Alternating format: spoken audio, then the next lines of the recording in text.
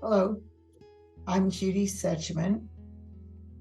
And as I record this at this moment, I am 80 years old, and I've been a principles practitioner for more than 30 years. So that's almost half my adult life. And before that, I wasn't very peaceful. I didn't live a peaceful life. I wasn't unhappy, but I did not live a peaceful life. And so I want to talk to you about what is peace as part of the project that Three Principles Global Community is putting together. And the first thing I want to say is that peace, we think of peace as something external to us. If people would just make peace, if we could just have peace, if there were just more peaceful people, if there wasn't war. And that's really kind of a backwards way to look at it, because people who do not feel at peace within can't make peace. Peace is the source of peace is within us. And no one can inflict it on us, and no one can bring it to us, and no one can make us feel it. It comes from us. And when I first got a glimpse of that, it occurred to me that, well, that's terrible, because how can you get a bunch of people to find peace within themselves? And then if you found it, wouldn't you lose it in the face of events and things?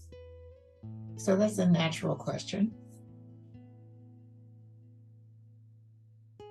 And I didn't really see the answer to it until I met Sydney Banks, who is the person who made the discoveries that today are the resulted in the three principles being widespread across the world.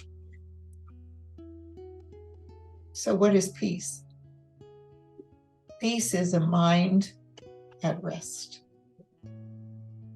Peace is a mind connected both to the source and to the expression. Meaning this, that when your mind is at rest and your personal thoughts are not roiling in your head or troubling you or acting up, so to speak, you both are aware of your spiritual nature, of the fact that that there's an energy that flows through us that is the source of life, that we can only know because we're alive, but we can't know except as life itself flowing through us. So we become aware of it through an understanding that it's a miracle, isn't it? That this whole universe exists and there's energy flowing through everything.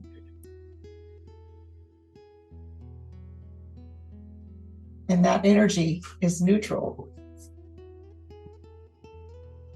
It generates all possibilities. And in our lives, not to get into the whole universe here, in our lives, what we make of it, what we create from it, determines whether we have peace or not. And that's kind of amazing. So what peace is a mind fully at rest, connected both to its origin and the potential for expression. A quiet mind.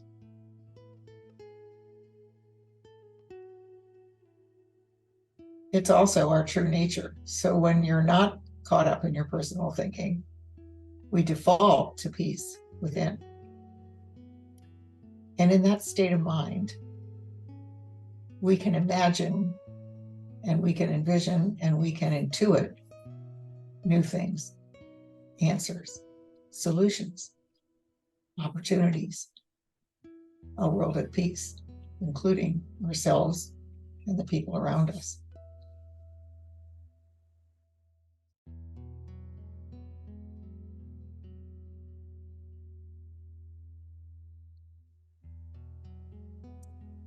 Well, you don't look for it.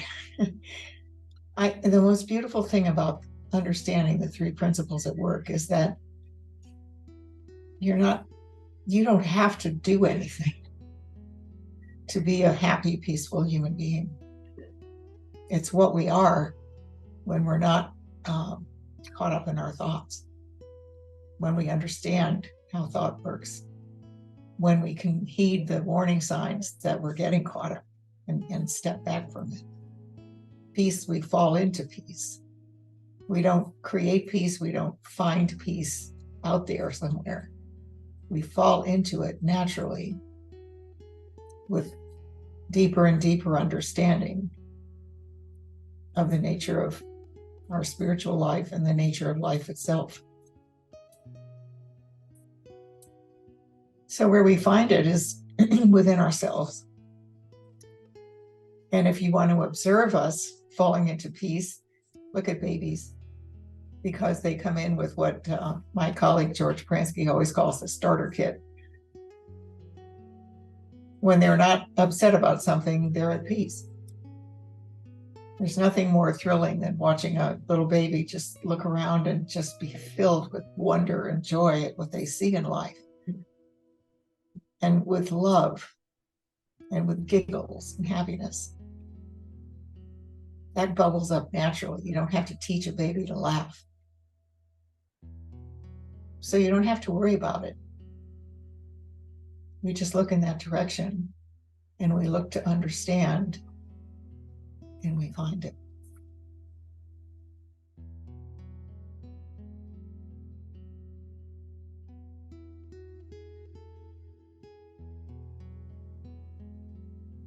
So at this particular time in our history, I don't know when you'll be watching this tape, but at this particular time in our history, there's not a lot of peace in the world.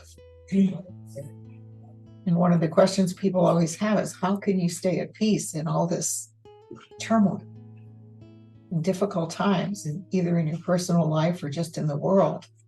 How can people believe in peace when there's so much war and strife and anger and hatred and differences?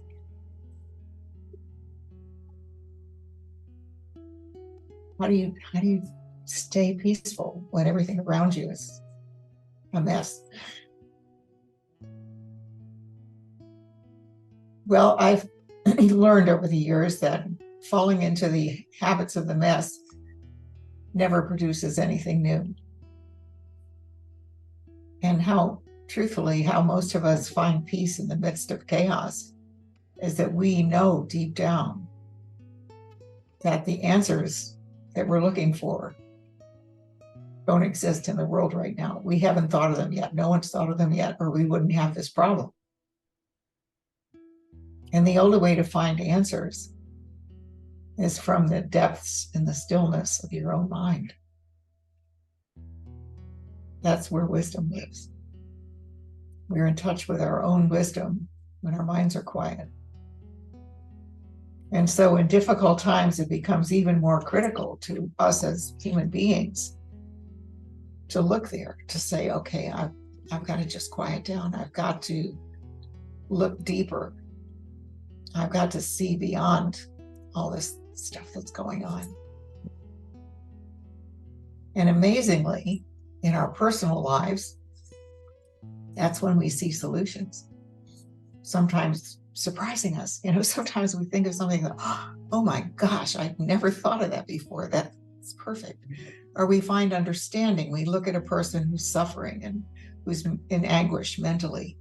And instead of getting angry with them or sort of fostering that, our hearts go out to them because we know that their mind is not at rest.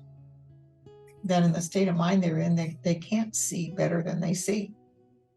We can only do the best we can do in the state of mind and level of understanding that we're in.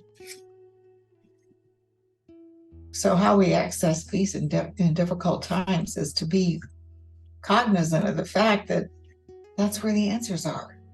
If you want to be a peacemaker, if you want to solve problems, that's where you look. You look in the unknown.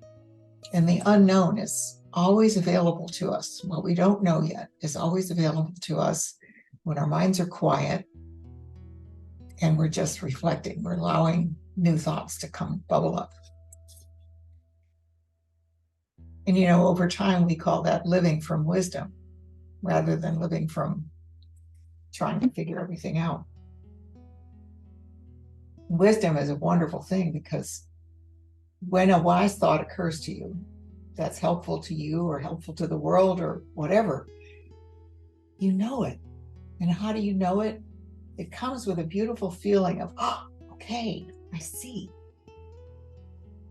We've all experienced that moment where you go, oh yeah, that makes perfect sense. It's not like a revolution that comes. It's just a quiet, helpful, meaningful understanding that helps us all.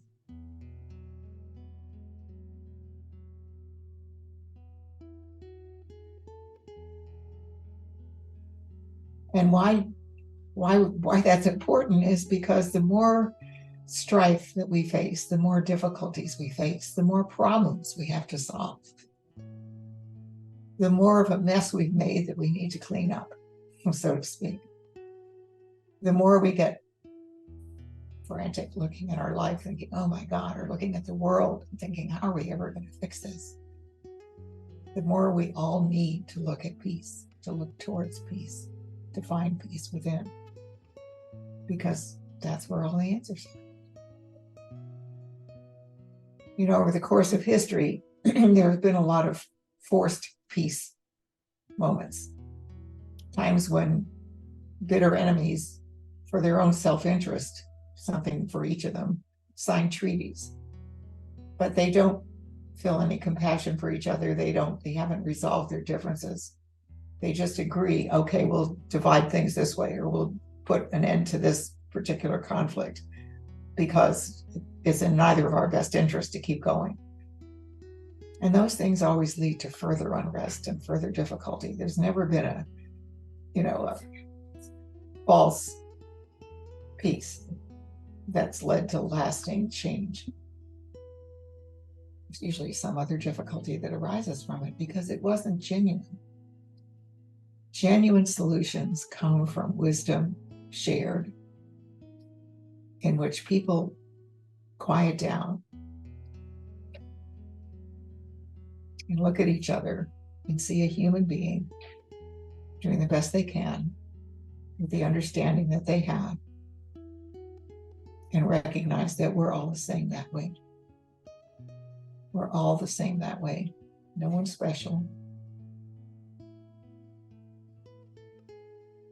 No one is any better than anyone else. We're just living at various levels of understanding how life works. And there's infinite capacity in each one of us to keep looking beyond our current state. And the more we look within rather than out there for solutions, the more we see. So peace is a beautiful thing. It's natural to us. It's what I always think it's what we were meant to enjoy. The way we come into the world, that's our birthright. That we're meant to live at peace, and joy and appreciation, and gratitude for what we have, and a love of life.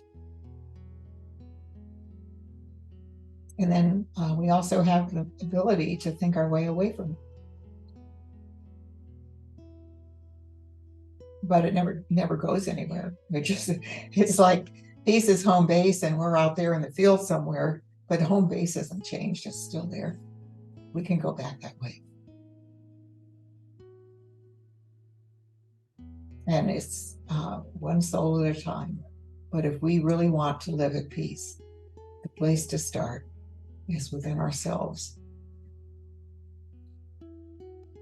And the rewards are just enormous, because as you experience it, you see better how to share it and how to bring it to fruition with ideas. So, wishing you peace.